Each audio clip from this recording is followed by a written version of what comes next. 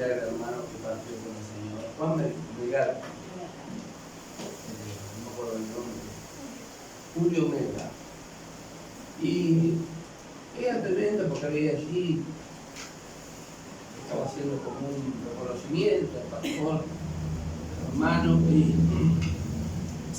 y es tremendo porque había mucha gente, muchos pastores y profetas y gente que le había profetizado que eso iba a pasar, de que iba a ser una prueba, de que Dios lo iba a sanar, de que, mire, tremendo.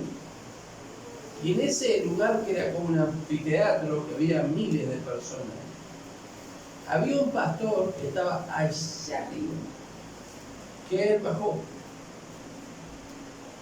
y pidió la palabra. Y dijo de parte de Dios lo que pasó justamente con el hermano que partió a la terminal. ¿Sí? Y él habló de Juan Bautista.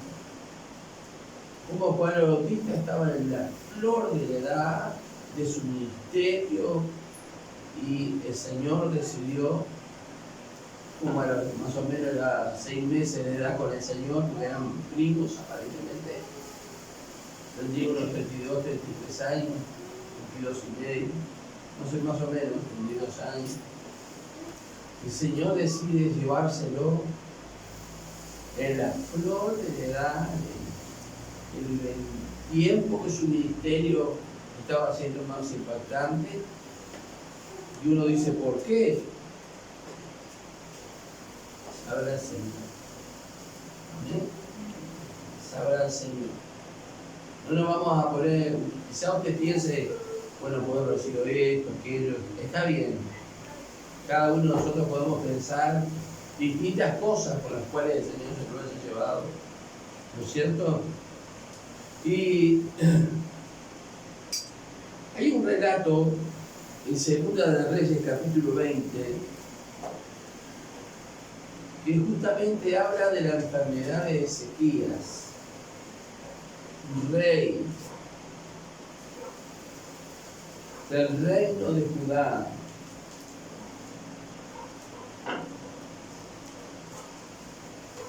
Que la verdad que en este día yo tenía otra cosa para compartir, porque hemos estado hablando como iglesia, les he estado compartiendo. Se han estado tocando algunos temas que nunca se habían tocado, como el de la honra, como el que estuvimos hablando el otro día sobre la disciplina de la iglesia. 20. Segunda de Reyes, capítulo 20. Realmente Ezequías, un hombre, vamos a mirar ahora cómo era él, pero era un hombre de Dios, un hombre exitoso en Dios, en el sentido de Dios, no en el sentido de los hombres. ¿Amén? Porque el éxito según los hombres no es lo mismo que el éxito según Dios. ¿Sí? Y en el capítulo 20, versículo 1, allí hay un título que dice enfermedad de Ezequías. Vamos a leer. Desde el versículo 1. En aquellos días dice, Ezequías cayó enfermo. ¿Qué tenía, una gripe? ¿Coronavirus? No, de muerte. ¿Sí? Y vino a él el profeta Isaías, hijo de Amós. Vieron que la actuación de los profetas no solamente aparece en el libro del profeta, sino que muchas veces se nombra a los profetas en diferentes lugares. Vino Isaías y le dijo, dice Jehová así, ordena tu casa, porque morirás y no vivirás. ¡Ah! ¡Qué noticia! Tremenda, ¿no? ¿Sabe cuánta edad tenía Ezequías aproximadamente? Si contamos que comenzó a reinar a los 25 años y reinó 29, ¿qué cuenta tenemos? ¿Cuántos años son? 54. 54 años. Entonces, cuando vemos acá, él tenía 54 años cuando murió. Entre los años de vida y de reinado sacamos que más o menos 54 años. Y dice que tremendo era el profeta tener que venir a decirle al rey esto, ¿no? Es muy fuerte, ¿eh? Entonces él volvió su rostro a la pared y oró a Jehová y dijo: te ruego, Jehová, te ruego que hagas memoria de que he andado delante de ti en verdad y con íntegro corazón, y que he hecho las cosas que te agradan. Y lloró Ezequías con gran pesar.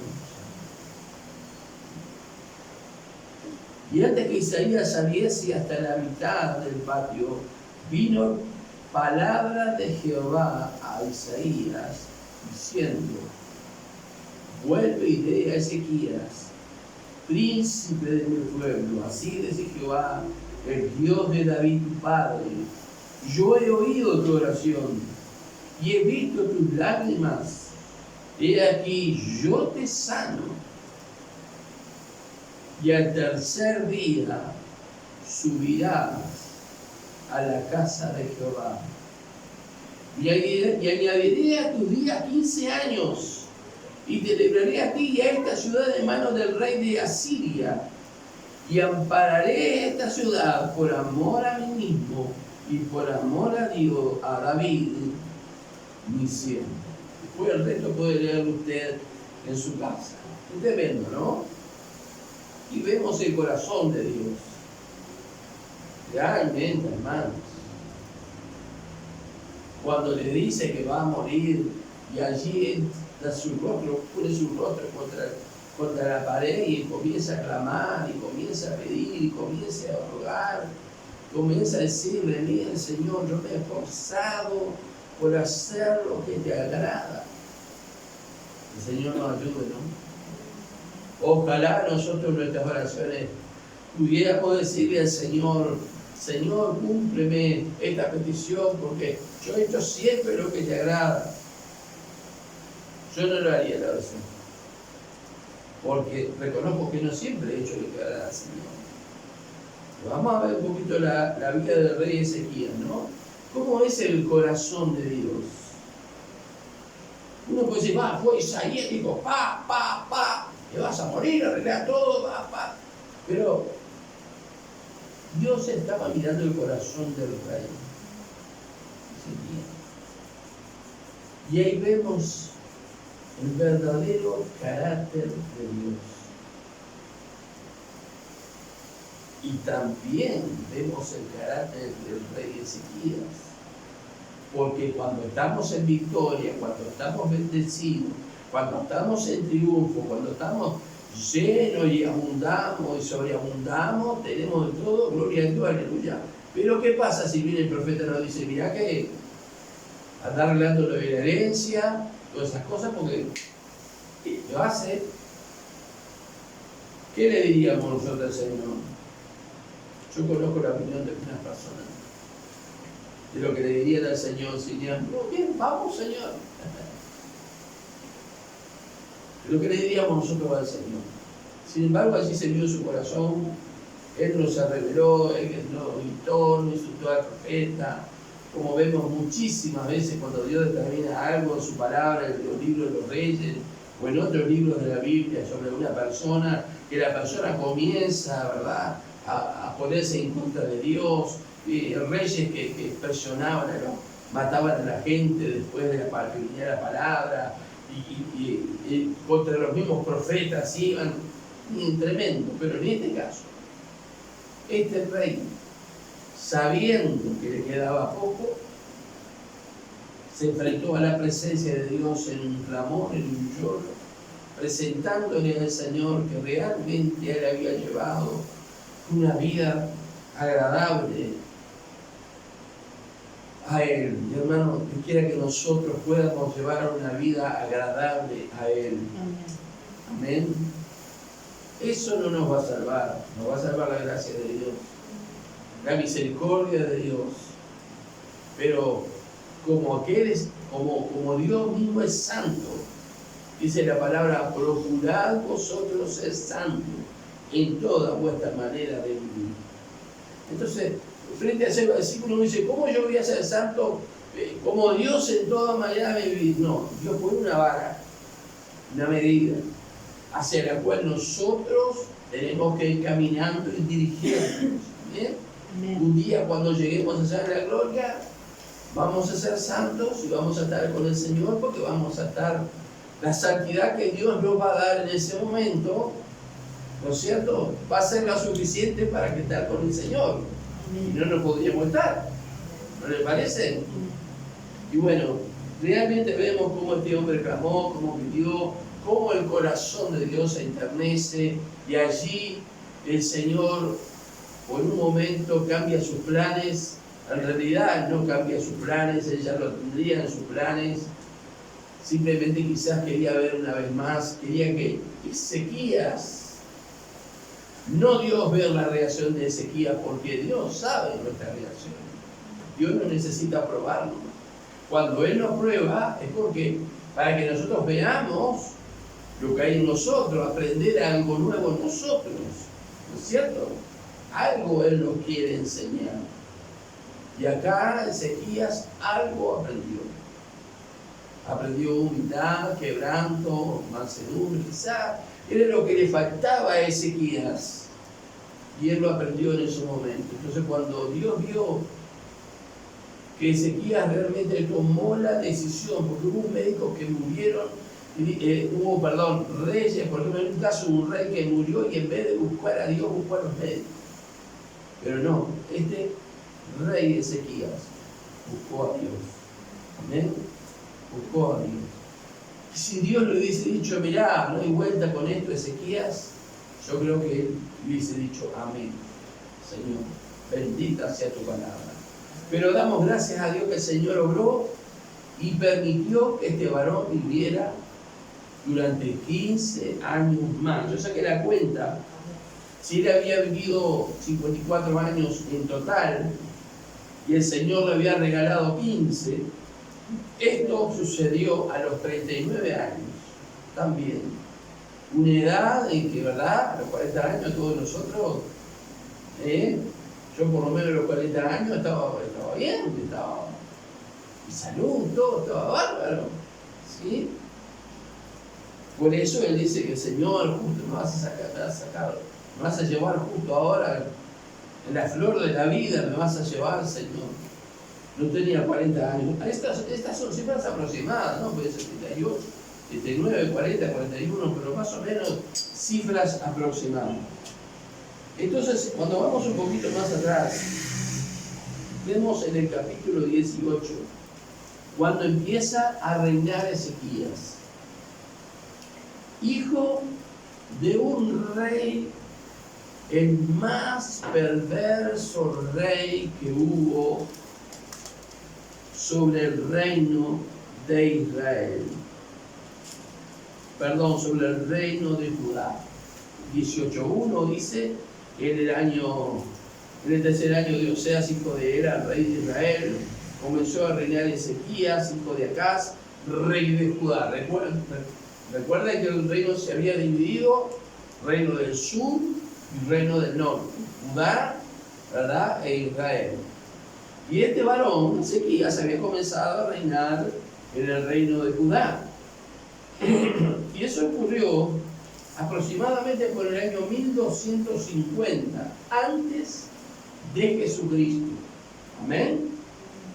1250 aproximadamente, él comenzó a reinar por 25 años, dice el verso 2, cuando comenzó a reinar, era de 25 años, y reinó en Jerusalén 29 años, y el nombre de su madre fue Abi, hija de Zacarías.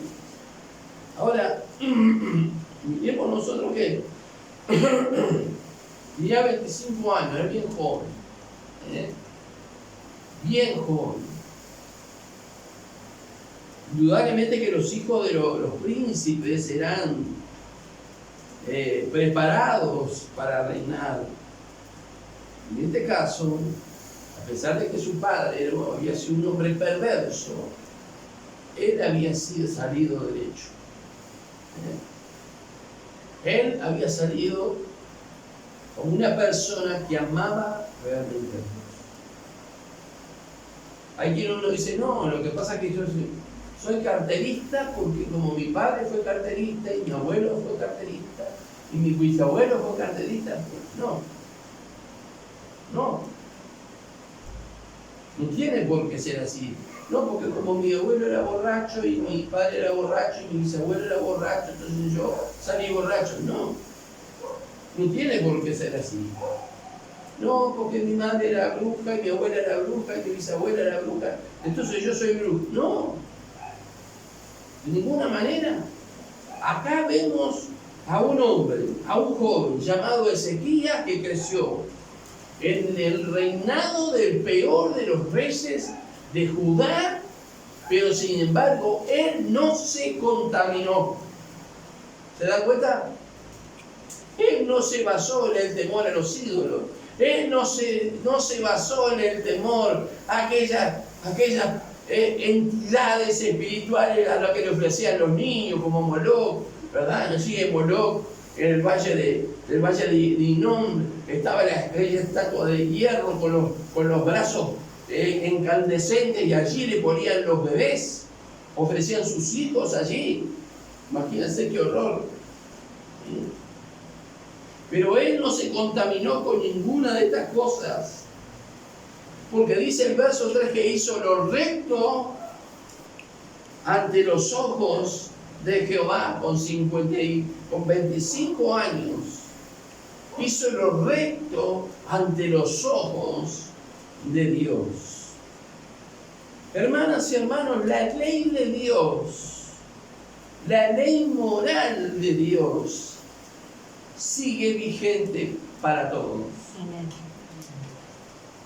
¿Sabe que Lutero, que fue uno de los reformadores, siempre aparece como el principal de los reformadores, tenía un amigo que no me acuerdo si era Juan el Carpintero, que se llamaba, y él creó una doctrina, una falsa doctrina, que decía que la ley ya había pasado y que los cristianos no tenían que obedecer ninguna de las leyes que estaban, arminianismo, lo que se llama, la falsa doctrina, arminianismo creo que es, que los cristianos no tenían que obedecer en ninguna manera ningún mandamiento de la ley judía, porque ahora estaban bajo la gracia. Y eso es incorrecto. Eso es incorrecto. Lo que tenemos en el Antiguo Testamento es palabra de Dios. Lo que tenemos en el Nuevo Testamento es palabra de Dios. Si sale de la boca de Dios, como decía el profesor, uno de mis profesores, es palabra de Dios. Amén. Es más, estaba mirando una clase, mi mamá me estaba acompañando hoy, cuando estábamos mirando una clase que la tiene, que decía que aún los catedráticos judíos, los que estudian allí la Torá, porque ellos le llaman la Torá a la ley de Moisés, al Antiguo Testamento, dice que ellos van al Nuevo Testamento a estudiar cosas, como por ejemplo cuando el niño Jesús fue presentado en el templo, cuando la purificación de María, y todas esas cosas, porque no hay evidencia de que eso haya pasado en el Antiguo Testamento.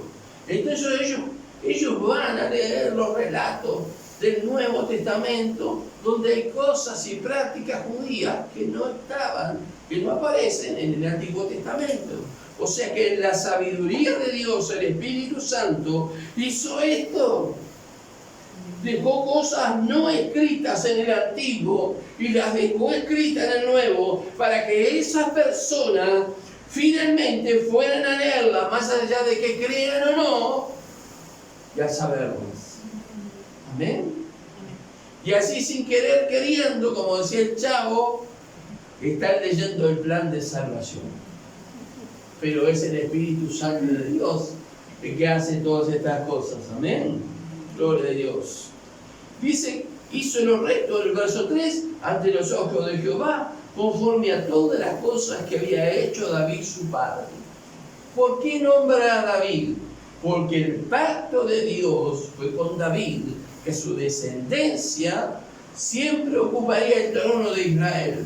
Es más, Herodes, quien gobernaba Israel en el tiempo de Jesús, cuando nació Jesús, era un usurpador, porque ni siquiera era un verdadero judío, era un judío que se había asimilado, que lo habían asimilado a prepo a la religión judía, de un lugar llamado Idumea, de una región llamada Idumea que los judíos habían conquistado, y a toda la gente le habían obligado a judaizarse, y de ahí salió él. Y de alguna manera que no sé, llegó a ser rey por parte de Roma, quien lo puso como rey de todo su lugar, llamado luego Palestina.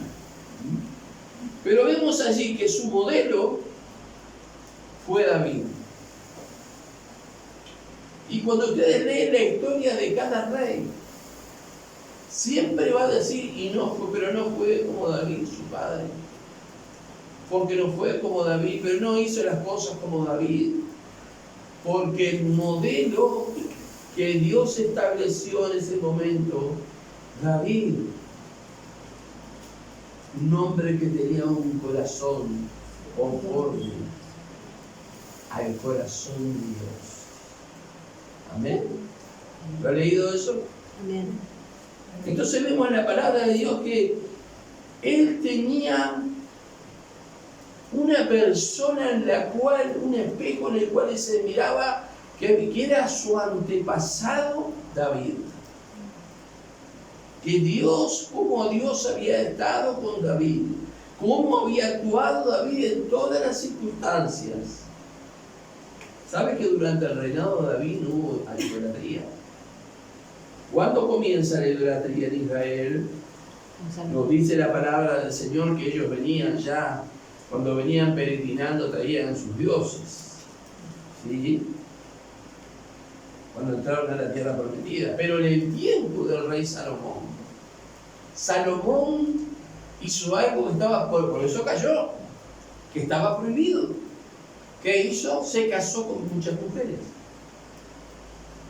Y esas muchas mujeres, muchas de ellas eran princesas de reinos paganos. Dice, claro, disfrutaba de una gran paz, lógico. Estaba en paz porque él se había casado con la hija del faraón, con la hija del rey de Sion, de este reino de acá. Todas eran reinas.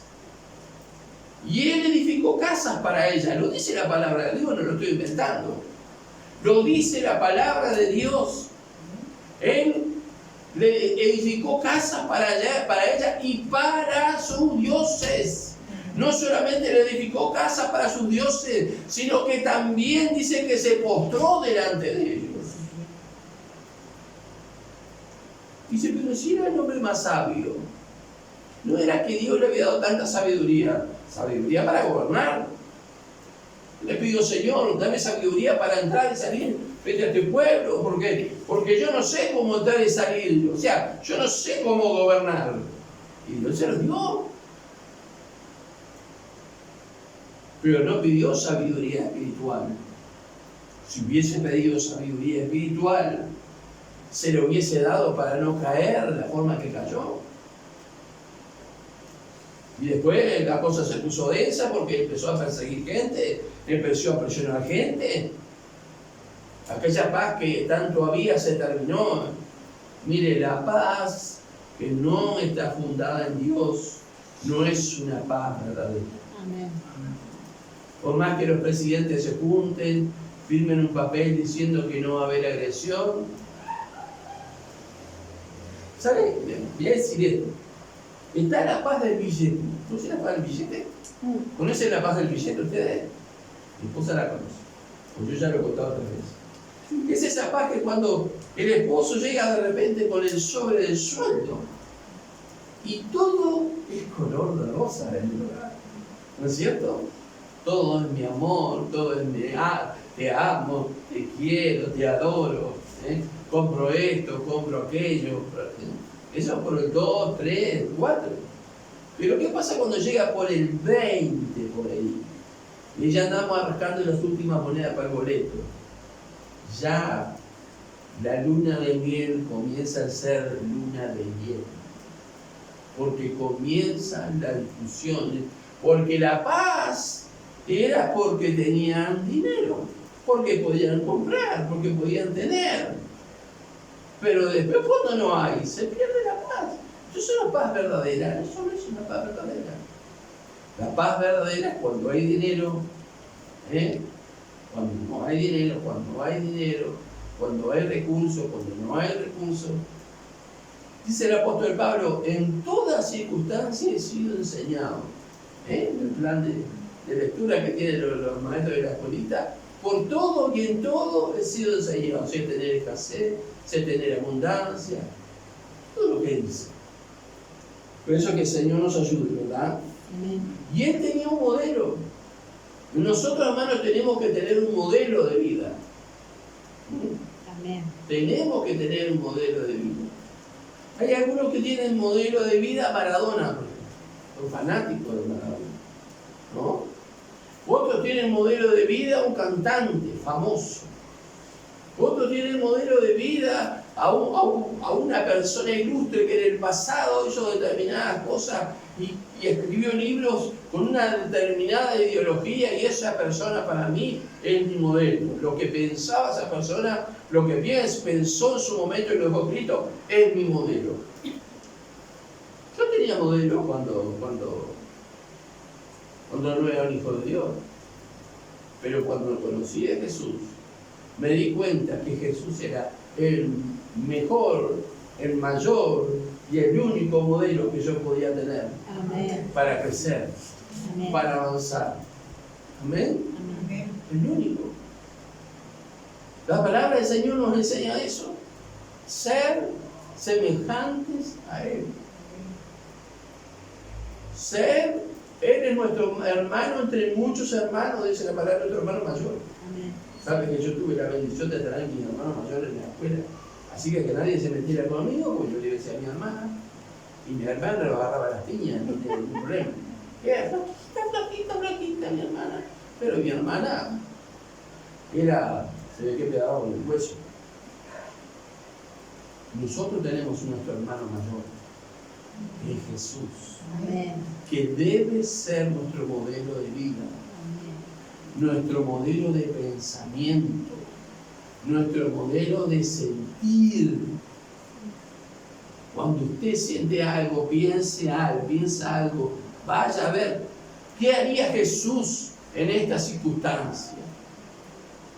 Yo le cortaría la cabeza, pero ¿qué haría Jesús en esta circunstancia? Las reacciones humanas, ¿vieron? Están ahí a flor de piel. Pero así es que hay que cambiar la forma de pensar. Cuando mi forma de pensar es querer dejarlo de saludar, dejarle de hablar, dejarle de lado, contestarle mal cuando me habla, mi forma de ayudar tiene que ser como la de Cristo. Hablar con amor. Aunque me haya agredido, hablar con amor. ¿Ven? Tenemos que pedirle al Señor que hacer, Él es nuestro modelo. Él es nuestro modelo. ¿Ven? Entonces dice que Él quitó los lugares altos y quebró las imágenes y cortó los símbolos de acera e hizo pedazos la serpiente de bronce que había hecho Moisés, porque hasta entonces le quemaban incienso los hijos de Israel y la llamaban Neustán, que significa cosa de bronce. Es tremendo. Yo di una fecha, pero me equivoqué. Dije que el reinado de este rey había empezado en el año 1250, me equivoqué. Lo que sucedió en el año 1250 a.C. fue cuando Moisés hizo la serpiente de bronce, que ya sabe usted qué fue lo que pasó, y si no lo sabe, mire el video, porque el video está con la enseñanza de la serpiente de bronce. Entonces dice que este hombre, Ezequías, llegó hasta el fondo del asunto, hasta el fondo, quitando los ídolos, las imágenes, todo lo que su padre había hecho, y llegó al punto de encontrarse, él mismo se va a ver asombrado de encontrarse con la serpiente de bronce que en el año 1250 a.C. había hecho Moisés. En el año que él la destruyó, ahora sí evoco el año de él, fue en el año 716 a.C. O sea que si nosotros hacemos la cuenta, ellos adoraron la serpiente de bronce alrededor de 535 años. Y le decían cosa de bronce. Hubiera un nombre más lindo, no sé, pero cosa de bronce. ¿Para dónde va fulano? Ah, voy a adorar a la cosa de bronce. Señor nos libre, ¿eh? Pero vemos que él llegó hasta ese punto. Dice que él quitó los lugares altos, bueno, y porque hasta entonces le quemaban incienso a los hijos de Israel y la llamaban Neustán.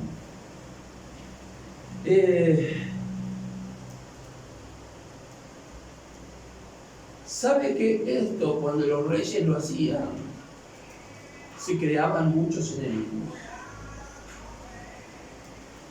¿Sabían eso ustedes? Dentro del mismo pueblo, dentro de la misma familia real, se creaban enemigos. Porque destruía todo lo que su padre había construido, que no agradaba a Dios, había llenado la tierra de ídolos.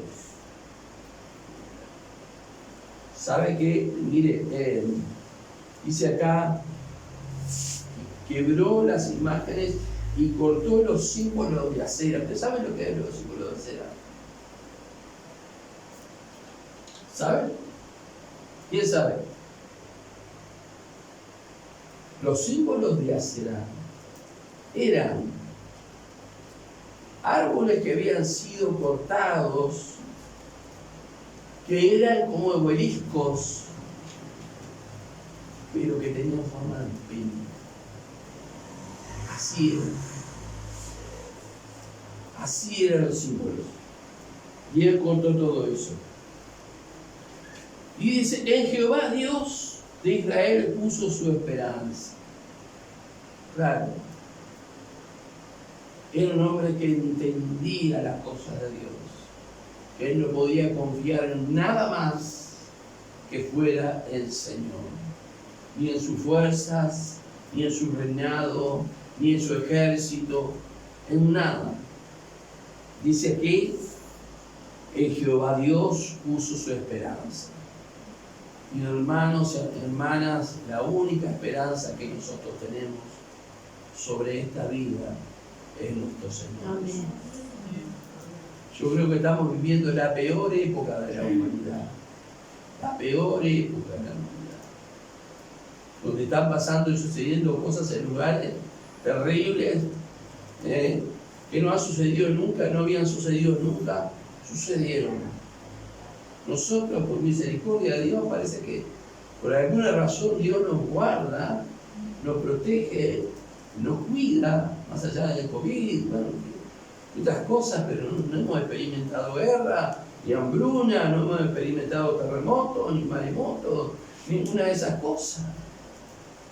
Y a veces cuando nosotros miramos por la tele, vemos los coreanos, por ejemplo, que dicen que los coreanos comen los perros, y si usted iba a comer a un restaurante y quería comer perros, estaban los perros allí en la jaula, y usted podía elegir el perro que se quería comer, y usted ve que se comen los grillos, que se comen los bichos vivos, comen cualquier clase de bicho.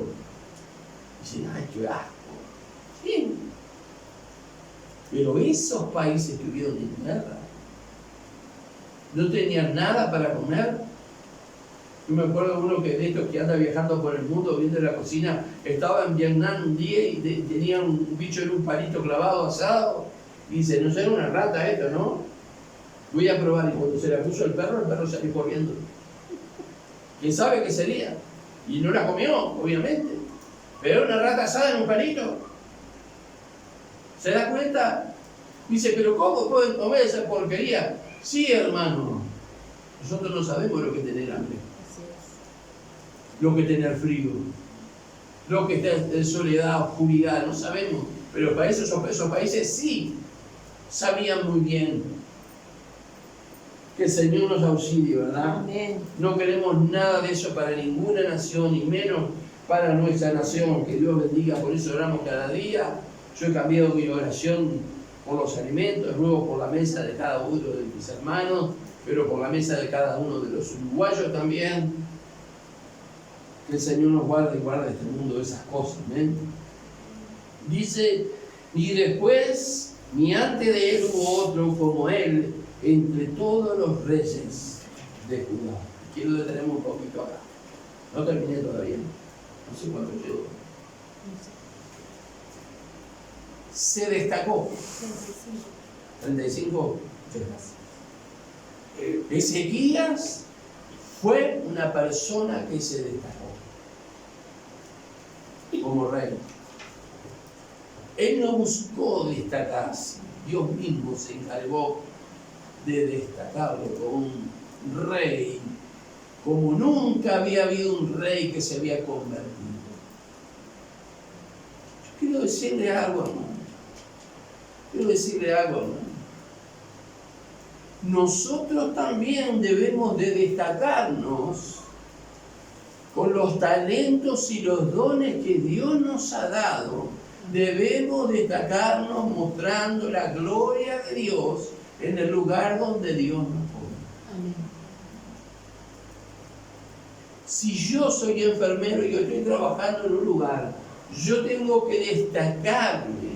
Pero yo le voy a decir una cosa, yo pasé vergüenza cuando entré a trabajar al hospital la primera mañana que empecé a trabajar en el hospital y fue una emergencia. Allí me puse a esperar que me dijeran qué era lo que tenía que hacer. Había una enfermera veterana que por supuesto no era creyente, pero tenía sus 50 largos. ¿No saben ustedes el amor? ¿Con qué amor trataba a los ancianos? ¿Con qué amor trataba a las personas? ¿Con qué cariño? ¿Y sabe qué me dio vergüenza? Porque no es que yo trate a la gente, no trate a la gente mal, no trato a la gente mal. No trato a la gente todo bien.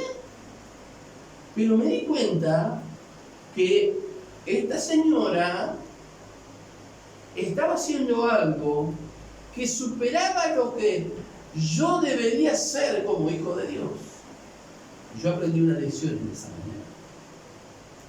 Aprendí una lección. Yo aprendí muchas lecciones de gente que no conocía al Señor. Y que, Señor, estas personas son mejores que yo como hijo tuyo. Tengo que buscar la excelencia en lo que hago. Amén. No para decir, mirá, soy el mejor enfermero. No es para eso. Es para que quien nos ve pueda reconocer la excelencia que hay en nosotros, de acuerdo a los dones y los talentos que Dios nos da, la excelencia. ¿Amén? Yo me acuerdo, yo no sé si les conté un día llegué a San Oeste, a eso que estábamos nosotros antes. Yo llegué contento porque yo no tengo problema de hacer ningún trabajo para el Señor. Entonces llegué y barrí, limpié, acomodé los bancos, me pasé tranquilo, no sé qué. Yo estaba tan contento, tan feliz. Si lo tuviera que hacer ahora también, tan contento. Y vieron a la hermana de repente, ¿no? Y yo le digo, mirá, yo ya limpié, porque ya se puso a limpiar. Mirá que yo ya limpié. Ella se puso a limpiar y limpió, no me dijo nada. Yo salí, cuando volví a entrar, ella ya había terminado. Yo dije, esto verdaderamente está limpio. Esto sí que está limpio. Yo me había forzado, había tratado de hacer lo mejor. No había barrido la tierra bajo la alfombra, ¿me entienden? Yo estaba contento con lo que había hecho. Pero la persona que vino después tenía sus talentos, tenía sus dones de hacer que, pues uno podía decir, estas personas se destacan en esto. Estas personas se destacan en lo que cada uno Dios le ha dado. Nos tenemos que destacar frente al mundo, no para que nosotros seamos glorificados, sino para que el nombre del Señor sea glorificado. Amén. Y la fama La fama de estos reyes que seguían a Dios trascendían la frontera, porque no había nadie que se pudiera enfrentar a ellos, porque Dios estaba con ellos. Amén.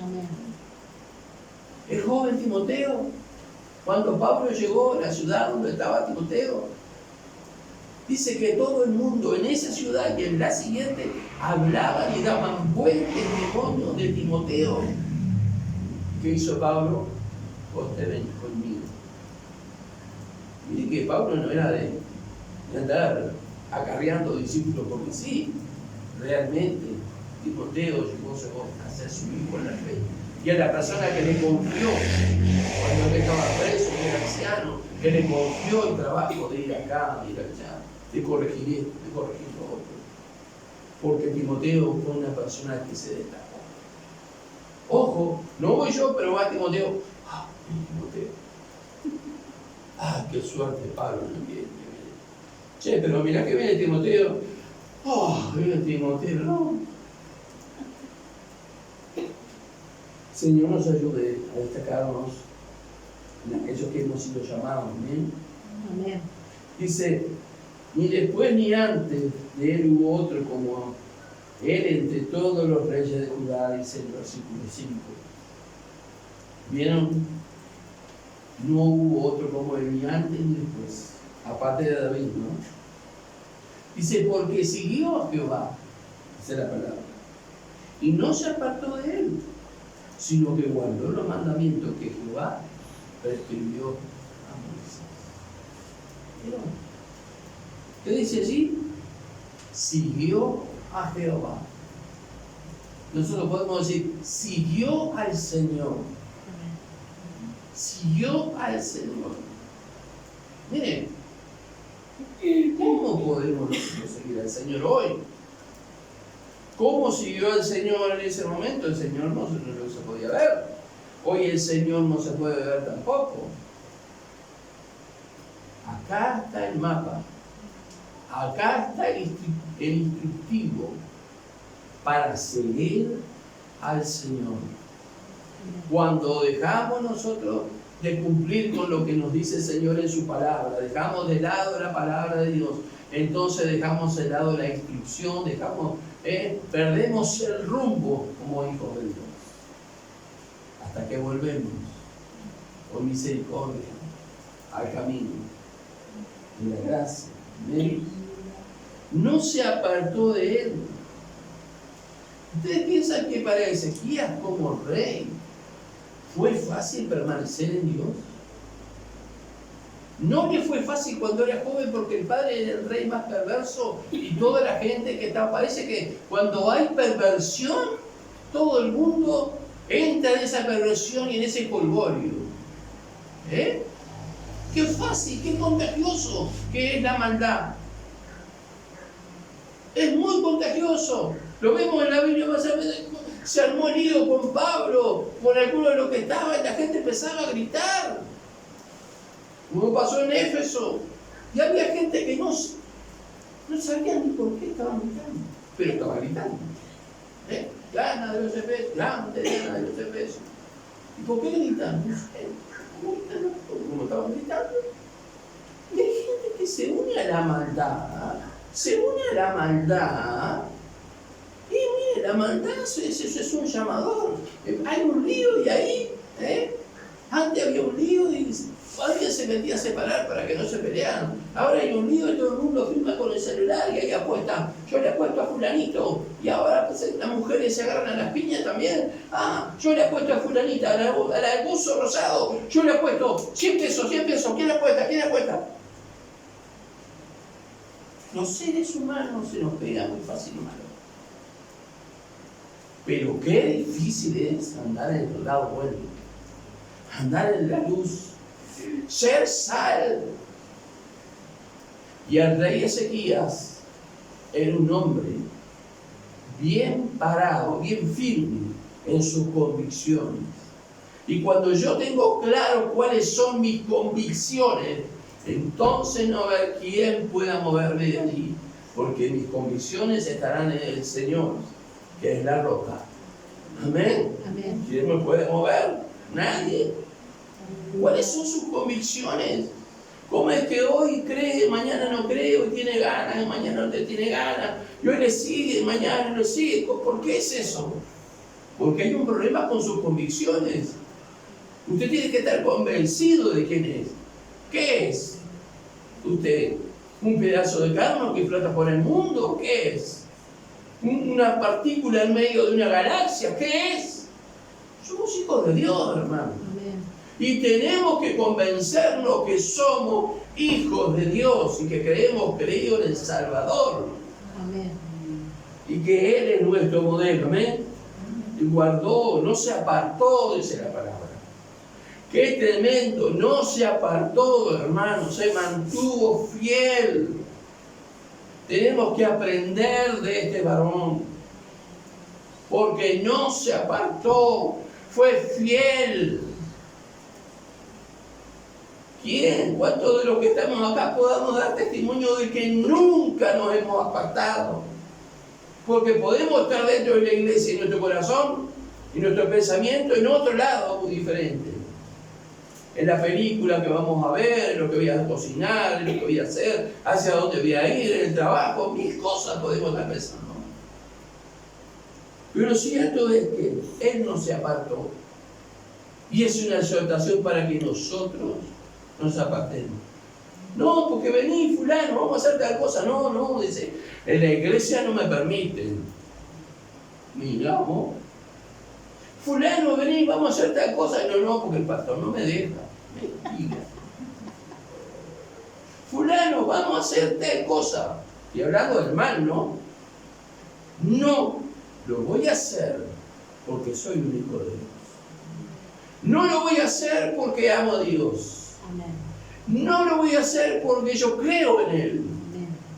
Y no lo voy a hacer porque si yo lo hiciera, estaría pecando contra Él. Pero a veces por simpatía, porque es un familiar, porque es alguien conocido que hace muchos años que no veo de repente, y está hablando malas palabras y diciendo chistes, bueno, ahí nos mandamos un chiste, o hacemos algo que a Dios no le agrada, que sabemos que está mal, pero lo que pasa es que como estaba fulano, ¿qué tiene que ver?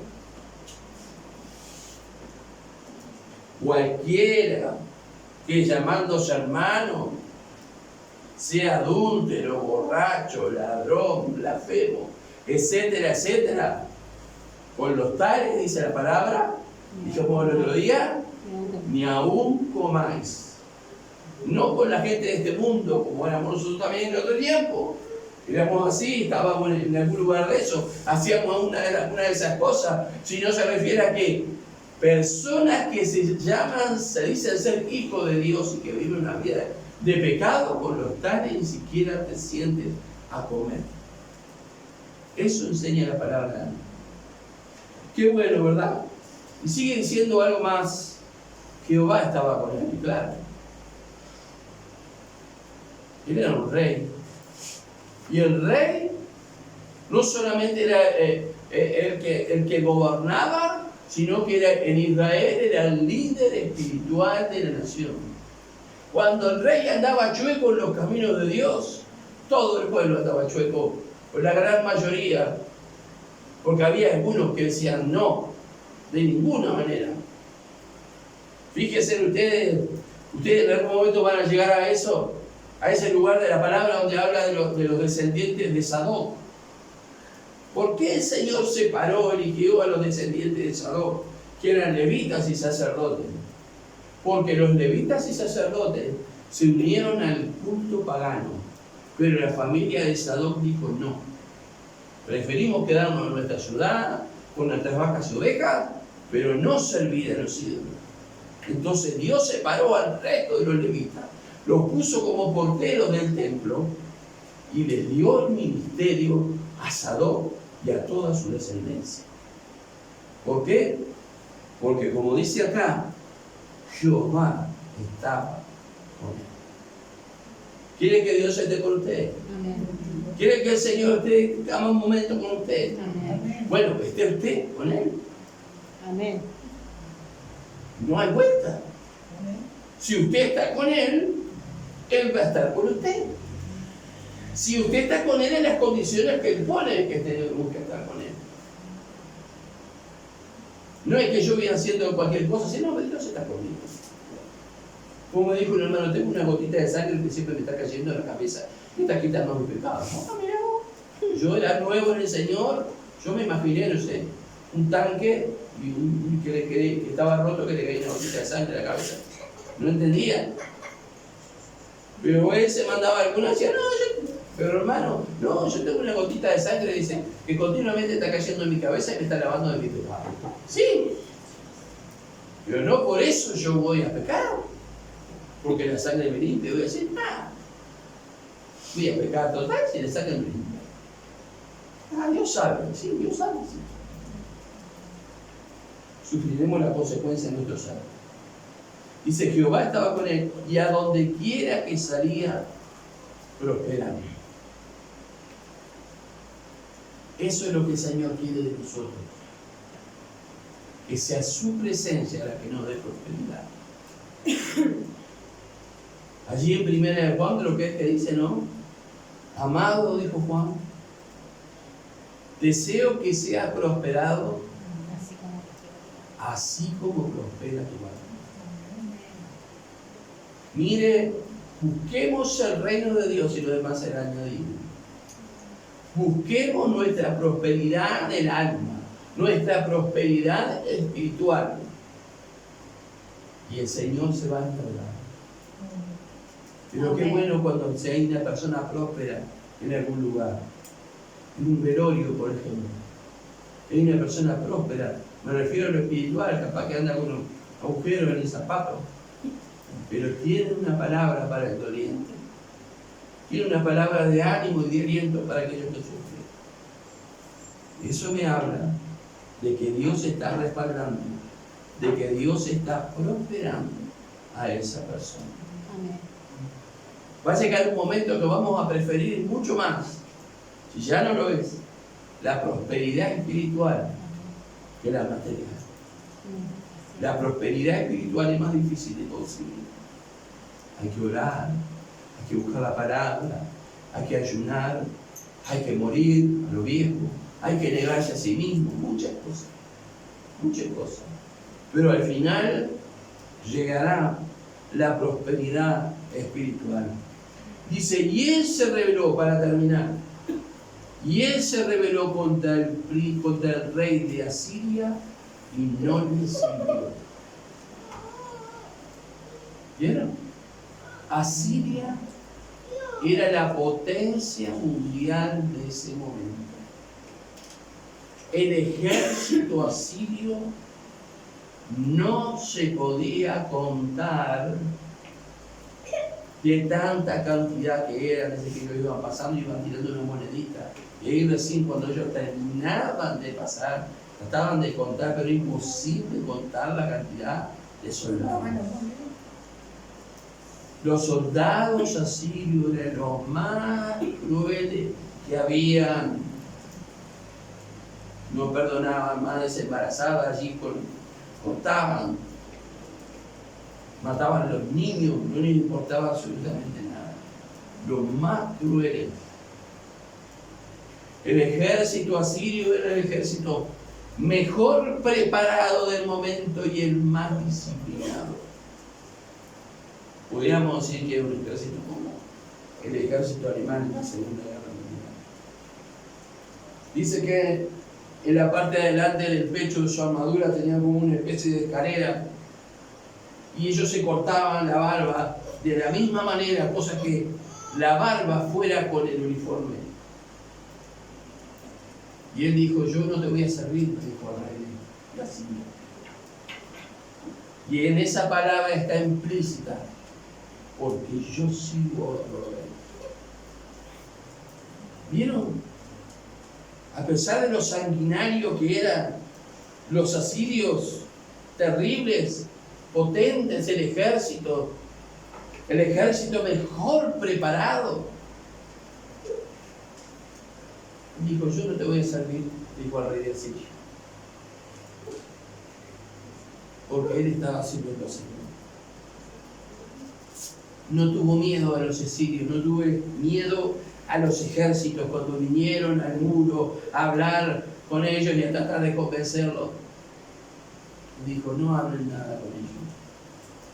Sabe que, no sé si es esa la oportunidad, pero dice que un ángel del cielo vino, un ángel de Dios vino y mató a 180.000 soldados en una noche. La ayuda vino. Pero si él se hubiese entregado así, que hubiese ido muerto él, sus hermanos hubiesen destruido la ciudad, que fue lo que pasó que hizo Babilonia. Pero él dijo no, yo sirvo a Dios. Y cuando ustedes miran la palabra de Dios, ustedes van a ver que hubieron personas ilustres dentro del pueblo judío que fueron a su vez, que fueron ilustres, que Dios los puso en ese lugar. ¿De quién hablamos? A ver, uno, la reina Esther. ¿Quién más? Mardoqueo. ¿Quién más? Daniel y sus amigos. ¿Hay alguno más que ustedes sepan? Pero hay más. Que Dios los fue llevando y los puso en una posición de autoridad para la gloria de su nombre. Entonces vemos que Ezequías fue un hombre puesto en una posición de autoridad donde todas las naciones venían a traer obsequios, todos los que eran vasallos, ¿no? A traer sus obsequios, presentar sus regalos, porque Dios estaba. Ayúdanos, Señor. Necesitamos todavía. Necesitamos todavía. Yo necesito. Ya hace 40 años que sigo al Señor y me doy cuenta que necesito más que nunca. ¿Sabes que a veces sabes que pienso a veces que he perdido tiempo en cosas que no tenía ningún provecho para mi vida? Años perdido en cosas que quizás para mí tenían cierto sentido, pero que hoy me doy cuenta que de nada sirvieron. Si llegamos a los 57 años, ya uno ya no tiene la misma fuerza que antes. Quisiera uno hacer determinadas cosas, pero ya no las puede hacer.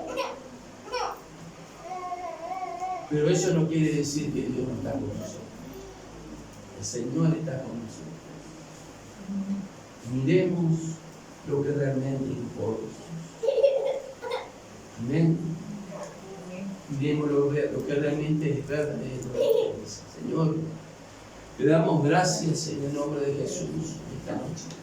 Preciosa noche donde podemos mirar tu palabra, hermosa palabra. Te agradecemos porque tu amor nos permite oírte, escucharte. Miramos la vida de este varón, Ezequías, un varón, un siervo tuyo, alguien que no se dejó de doblegar por el pecado, ni por la maldad, ni se dejó doblegar por la inmundicia, ni por las cosas espirituales negativas, sino que te miró a ti. Y creció en medio de un palacio donde estaba infestado de pecado y de inmundicia, amándote, Señor. Por eso creo que es posible que nosotros vivamos una vida que te agrade a ti, amándote aún que este mundo se caiga a pedazos del pecado, a causa del pecado. Podemos nosotros vivir una vida que te agrade. Ayúdanos a no apartarnos de ti, Señor. Que nada nos aparte de ti. Que podamos mirar qué cosas son aquellas que nos alejan de tu presencia y ponerles un hasta aquí, Señor. Mirar y tener, no solamente ver qué pasa el tiempo con nuestra vida, sino que sea un tiempo de caridad contigo, porque será un tiempo de caridad para nuestra alma.